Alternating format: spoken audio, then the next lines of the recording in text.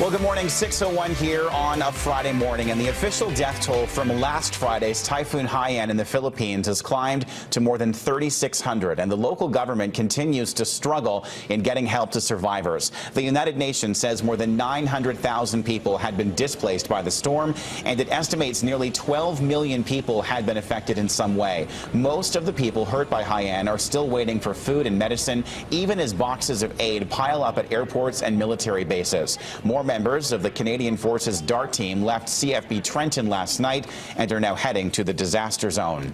And in Surrey last night, a sold-out fundraiser at the Grand Taj Banquet Hall drew more than 1,000 people. The event was organized to raise money for the relief effort in the Philippines. Organizers estimate the event raised more than $50,000. All donations will go to the Canadian Red Cross. We are united and we love to help each other, and I will continue to support the Filipino community.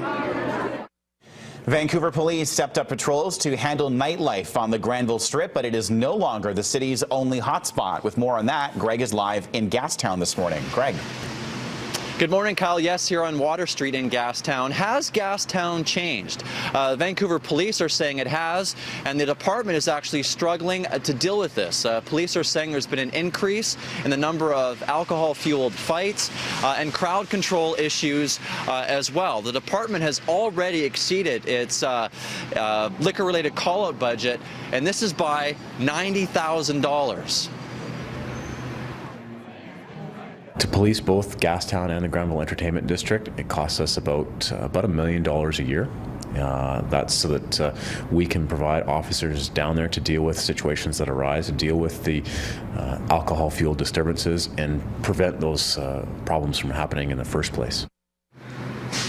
According to police, there's been an increase of the liquor seats in Gastown. It's increased by about 25%. This in the past a few years. This is most likely part of the problem here. And the bulk of the problems and issues, they're happening on the weekend. Of course, obviously, the VPD is hoping that this weekend isn't a busy one. Kyle? Greg Harper reporting live this morning in Gastown. Greg, thanks for that. A surprising update on a stabbing on Grouse Mountain. The initial suspect has been let go. North Vancouver RCMP are only saying the 26-year-old man has been released without charges after further information was received. Mounties say they're still placing a high priority on finding the person responsible for the attack. A man in his 50s was stabbed while hiking the BC Mountaineering Club Trail last week. Police have called the attack unprovoked. A big day at the Angus Mitchell inquest. His father, David, testified about his son's erratic behavior, blaming it on mental illness. 26-year-old Angus was killed by police in Maple Ridge last year after he murdered 2 people at a Burnaby restaurant. David Mitchell says the violence could have been prevented if Angus was forced into a psychiatric assessment. He says he tried going to authorities several times, but he was told a triggering event was needed to make that happen.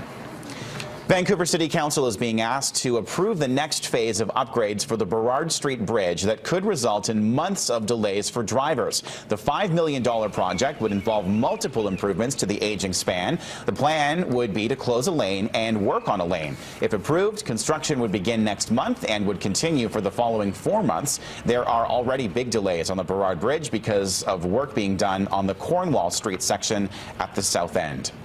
A series of special meetings are set to start at Toronto City Hall today. Councillors are going to attempt to try and strip Mayor Rob Ford of most of his executive powers.